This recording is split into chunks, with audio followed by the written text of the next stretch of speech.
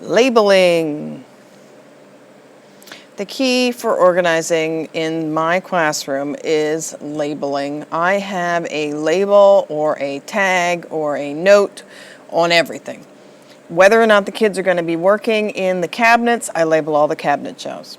It doesn't matter. As long as I have that tag, for some reason my brain says, I know exactly where this is going to go, and I put it right where that tag is. I do have the kids work with some things supply-wise where I have labels on them, so I have the label of what the item is, plus we mark what our table, which table is going to use it, and we have a picture. So even my kindergarteners still know where to find their markers or crayons or colored pencils. If you keep things labeled, you can keep things organized. At least that's what I've found. Thanks for visiting the art room.